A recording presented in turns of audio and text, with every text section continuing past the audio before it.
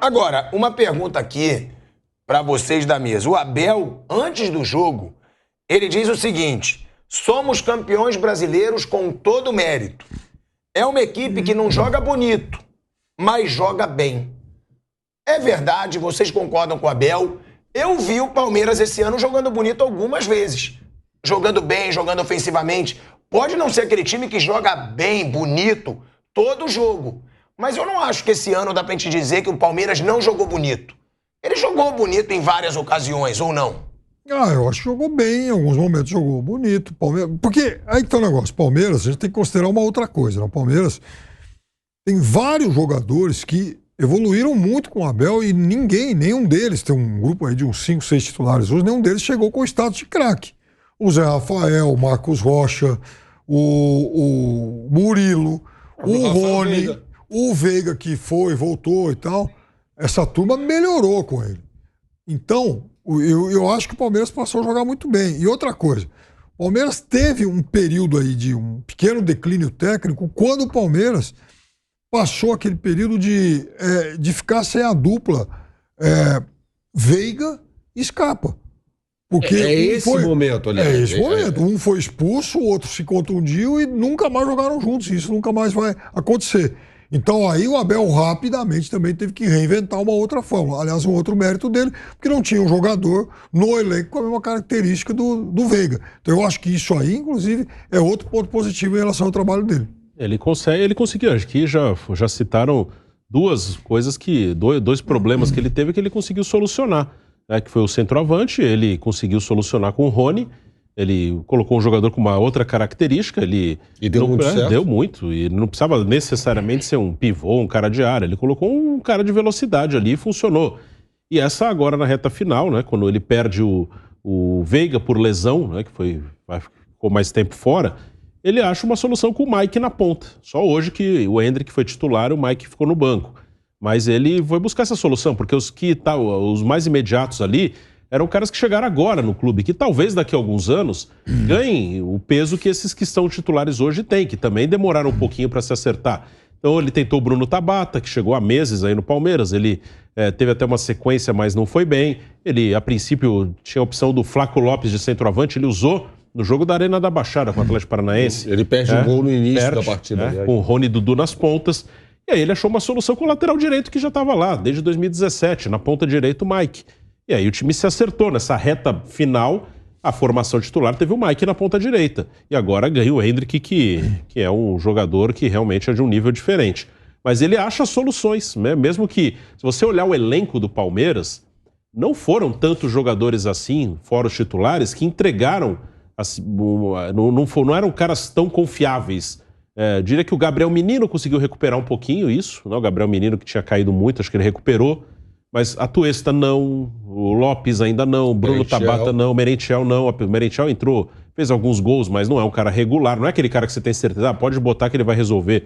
Breno Lopes, o Wesley, que já estão há mais tempo, Rafael Navarro, então muitos de banco ali não corresponderam, e assim o Abel com 13, 14 jogadores assim mais de confiança, ele conseguiu solucionar esses problemas. Campeonato de pontos corridos, eu sempre faço questão de sublinhar isso. Eu concordo com tudo que você falou e enfatizo essa questão. Ele foi ganhou um campeonato de regularidade com 13, 14 jogadores bem, né? Eu acho que tudo foi abordado aí. Tem um outro lado também que eu queria colocar, que é a manutenção do elenco.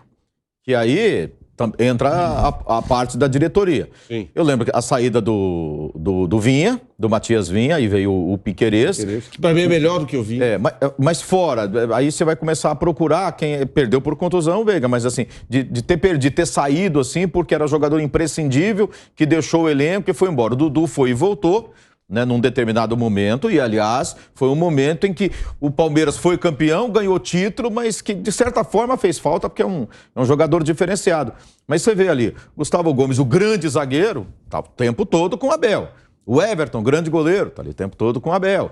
Aí jogadores que ele recuperou, o Marcos Rocha na direita, com o Mike ali disputando, meio campo ali tá os jogadores de frente. Ou seja, essa manutenção de elenco, a manutenção do treinador, mas manutenção do elenco, pelo menos os principais jogadores, acho que também faz toda a diferença.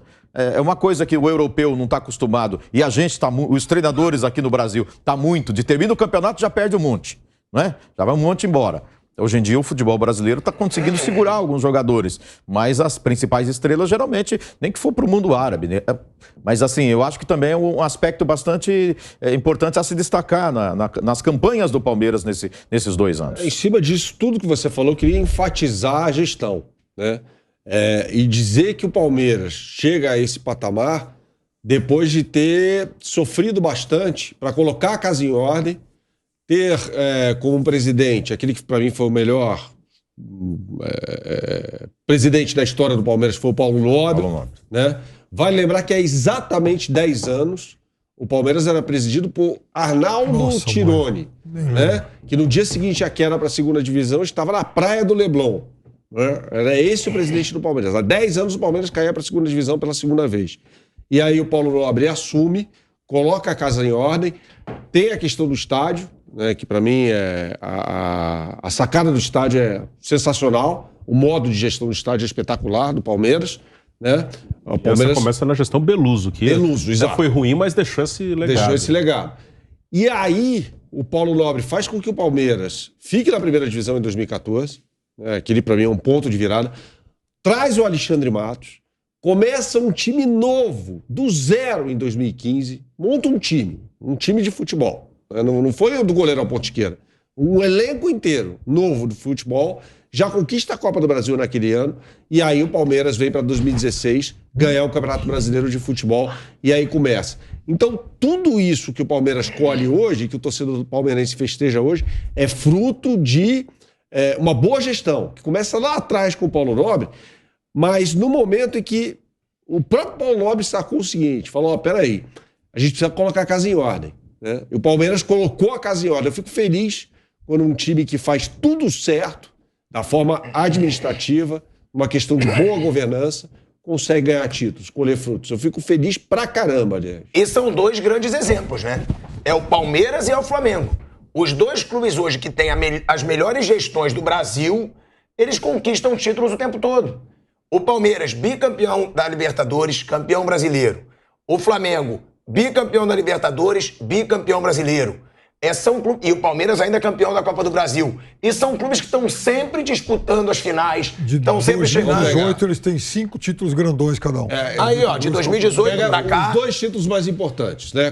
Campeonato Brasileiro e Libertadores da América. De 2019 para 2022, só os 2 ganharam o Libertadores da América. De 2018 para 2022, só os 2 ganharam o Brasileiro, à exceção do Atlético Mineiro, turbinado por mecenas, é um outro exemplo de gestão. Eu não consigo falar que existe uma boa governança no Atlético Mineiro, né? Mas... Eles tiveram uma ideia que ainda não colheram. A gente está falando aqui. O Palmeiras colhe o que o Paulo Nobre plantou. Lá no Atlético eles explicaram várias vezes, nós estamos botando dinheiro porque depois nós vamos vender jogador e vamos recuperar esse dinheiro para fazer dar lucro. Só que isso aí não deu. O resultado esperado aumentou. Não deu ainda. A dívida aumentou. Né? Então hoje, ganhou título, né? Mas... De um lado da Dutra, a gente vê o Palmeiras conquistando mais um título, né? O seu título de número 11 de Campeonato Brasileiro. E do outro lado da Dutra, um time entrando em campo para enfrentar o Corinthians com uma taça de Libertadores e outra da Copa do Brasil. Não é por acaso, não é por acaso. Ontem a gente falava sobre o São Paulo, que em algum momento vai ter que tirar o pé do acelerador. Hoje a gente enaltece, e sobretudo o Palmeiras, né, pelo título ter sido conquistado hoje, mas pela forma como foi comandado, né? Depois de cair para a segunda divisão pela segunda vez e disputar em 2013 uma Série B de Campeonato Brasileiro. 14 quase caiu de novo. Um time 14 quase, mas em 14, para mim é emblemático. 2014 é emblemático, né? Porque o Palmeiras inaugura o seu estádio, aliás, no jogo em que perde para o Sport, né? Se eu não me engano, em novembro de 2014. 2-0. Exatamente. Permanece na primeira divisão, também no Allianz Parque, né? Num jogo contra o Atlético Paranaense, com o Santos ganhando do Vitória no Barradão. E aí, em 2015, a contratação mais importante, fora o Dudu, né? que a gente acha que merece um capítulo à parte aqui. Sim. Mas traz o Alexandre Matos para tocar um projeto do zero. E hoje o palmeirense colhe os frutos disso. 2015 campeão da Copa do Brasil, 2016 campeão brasileiro, 2018 campeão brasileiro, 2020-21 campeão da Libertadores da América, agora campeão brasileiro de novo. É uma fase gloriosa. A gente pode até entrar na discussão se o Abel é ou não é o melhor técnico da história do Palmeiras, acho que é uma questão subjetiva. Agora, é inegável que o Palmeiras vive, de 2015 para cá, a melhor fase da sua história. Uma coisa desse domínio aí do Palmeiras e do Flamengo, tem gente que acha isso ruim, eu acho isso muito bom. Eu também. Eu acho que tem que ter, quem trabalha bem tem que ganhar e tem que ter o domínio, que tem gente que fala, fica muito chato, só os dois, ou mais um que de vez em quando entra aí, como o Atlético conseguiu ano passado. Eu acho que não, eu acho que quando você tem um campeonato, seja de qual esporte for, campeonato de alto nível, de qualquer esporte, ou de qualquer país ou de qualquer esporte, se tem 10 candidatos ao título é porque tem alguma coisa errada, é porque a sua liga é ruim. Porque não tem 10 times bons em esporte nenhum de alto nível, em país nenhum. Se tem 10 candidatos é porque é tudo meia boca, então pode dar qualquer coisa, é uma coisa meio aleatória. Ou seja, essa então, história de que 10 times podem ganhar o Campeonato Brasileiro é uma cascata. É uma cascata, acho que sempre foi e hoje é muito cascata. Mas hoje é mais, né? Mais. Hoje é mais. Hoje tem os times dominantes e eu acho isso bom. Acho isso uma evolução do futebol brasileiro, mesmo que de poucos times. Porque os outros vão ter que correr atrás. Se não correr atrás, vai continuar só os dois. Você obriga os outros a melhorarem. Antes não. Antes ganhava um time, você ficava esperando, daqui a pouco eles vão desmanchar esse time, eles não têm condição de manter muito tempo, aí quem sabe é o nosso que encaixa aí, meio que por acaso. Agora não, agora quem quiser competir com os dois vai ter que trabalhar, isso é bom. E se o fair play financeiro, desculpa Zé, rapidamente, for implementado no futebol brasileiro, essa distância vai aumentar ainda mais. Porque aí o Atlético Mineiro cai, para e de Flamengo e contratar, Palmeiras só sobem. E aí os dois que tiveram essa política aí nos Até últimos o 10 Corinthians anos... também cai. São Paulo... então o resto os dois. Políticas de boa governança. O Ronaldo até andou comentando alguma coisa, o Ronaldo Fenômeno lá do dono do Cruzeiro, né? Sobre essa questão aí. O dono chega, bota o dinheiro, quem tiver mais dinheiro vai ganhar, aquela coisa toda, que tem que haver um controle. Não é controle de... não pode gastar mais do que isso. Não, é controle de você não pode gastar mais do que você arrecada. Sim. Essa é a grande questão. Mas se o Palmeiras consegue, através até da patrocinadora aí, que agora é presidente e tal, vender melhor, né? E juntar com todas as outras arrecadações, tem mais dinheiro para contratar. E nem é a política do Palmeiras sair gastando, ele gasta com parcimônia, né? Ele faz contratação, inclusive com apostas e tal. O Flamengo é quem investe mais, mas investe mais porque ganha mais. Ele fecha o ano ganhando 1 bilhão, ele tem um orçamento legal para poder fazer contratação do jogador, porque diminuiu a dívida também. Então, o controle é diferente, é o quê? Se alguém consegue um patrocinador que paga mais, né, para colocar ali, para estampar a marca na camisa, eu não vejo problema nenhum em você investir mais. O que não pode é gastar sem ter. E se o pessoal do Atlético Mineiro quiser continuar gastando, então que os mecenas virem patrocinador, são donos de grandes empresas, sim, né? E entram como patrocinador, aí pode gastar lá porque tá entrando dinheiro no clube. O que não pode é gastar mais, e muito time faz isso, gastando o que não tem para pagar, Deus sabe quando, se é que vão pagar um dia. E vai decidir campeonato com o time que se estruturou. A gente viu na Copa do Brasil. O Flamengo poderia ter perdido a Copa do Brasil para um time que não tem a gestão que o Flamengo teve nos últimos tempos. Só para citar esses dois. O Palmeiras, de repente, poderia ter perdido o campeonato para o Corinthians, sei lá. Então, é por isso que eu sou terminantemente favorável à implementação do fair play financeiro no futebol brasileiro. E outra questão, a gente falou aqui sobre o Abel, sobre o Paulo Nobre e tal. Acho que o grande baluarte no campo dessa reconstrução palmeirense é o Dudu, que entra para a história definitivamente como um dos maiores jogadores. Cara, a gente está falando do Palmeiras. Ele é um cara, ele é o símbolo de uma era vencedora, o grande símbolo de uma era vencedora. Muita gente atribui, né, aquela contratação dele da forma como foi o ponto de virada, né, de um Palmeiras que vinha realmente se tornando um clube cada vez mais problemático e perdendo o status. Veja. Mas na primeira Libertadores ele não estava. Sim, sim.